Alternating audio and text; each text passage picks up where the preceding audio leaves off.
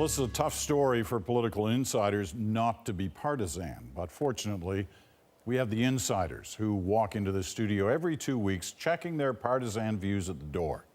And we know they've done it this time. Kathleen's with the NDP and worked for Jack Layton. Jamie is with the Conservatives and has worked with numerous cabinet ministers and premiers. David Hurley is with the Liberals and has worked with prime ministers, premiers, and cabinet ministers. The focus tonight, the role of the Chief of Staff, and is there a time when that role involves keeping things secret from the leader? Let's start with the basics, quickly around the table on the role of the Chief of Staff.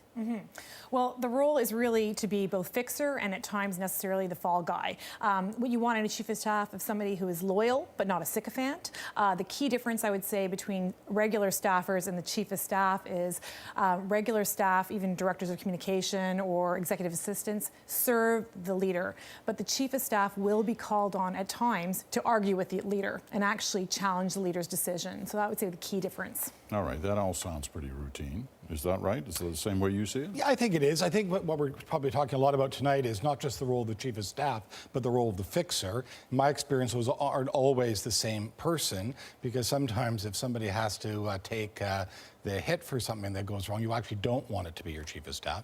The biggest thing the chief of staff has to have going for her or for him is to be absolutely ad idem with the leader, so that when they speak, everyone knows it's the prime minister or the premier themselves speaking. What kind of power does this person have? That sounds like a lot of power. David, what kind of power? Enormous. One of the top 3 people in Ottawa, along with the clerk of the Privy Council and the Prime Minister, him or herself, is the Chief of Staff. I think it's of a different nature of power, though, because lots of power in Ottawa centers around people that have institutional power, whether that be the clerk of the Privy Council, or whether that be the Speaker of the House of Commons, or any number of cabinet ministers. But there's no power that is specifically allocated to the Prime Minister's Chief of Staff. It's 100% delegated power. In other words, it stems from the Prime Minister.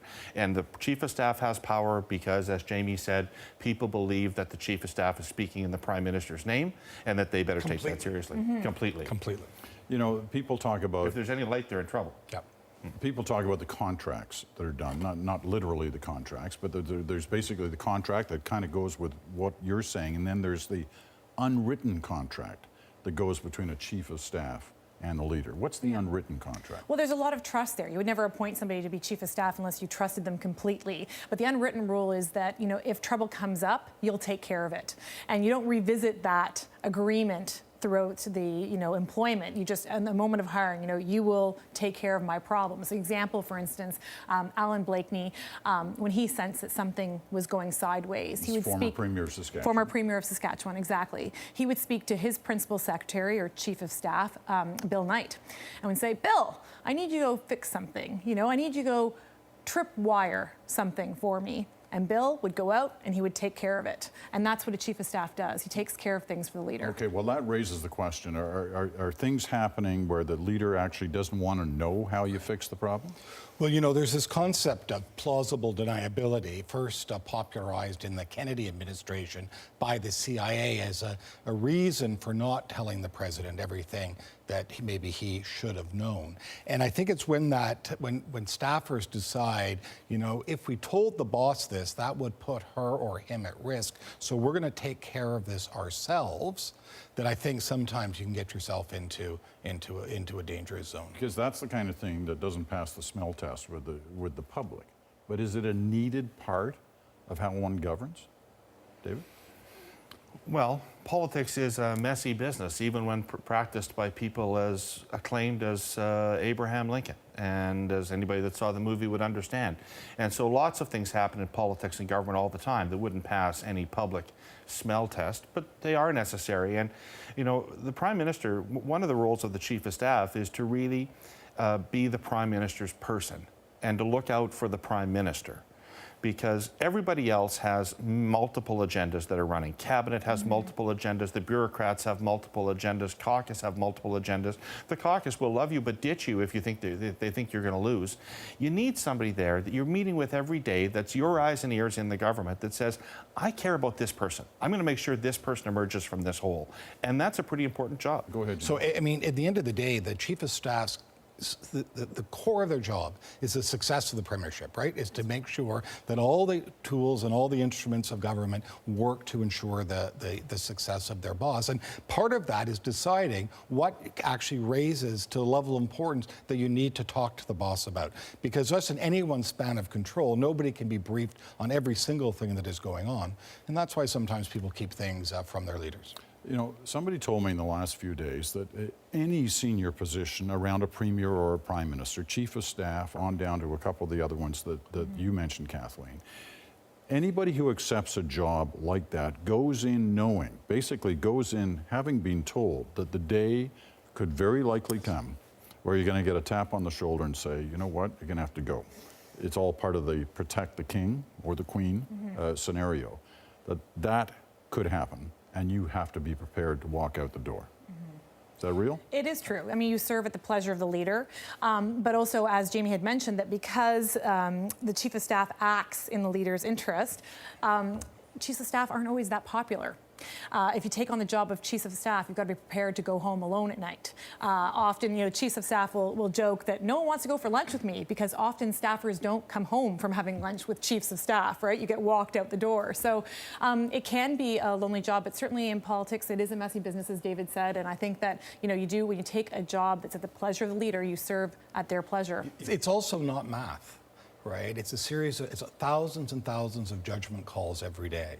And you never know when you make those judgment calls, you know, how those things are going to work out. They're walking a tightrope walk every day. Did you want to add to that, David?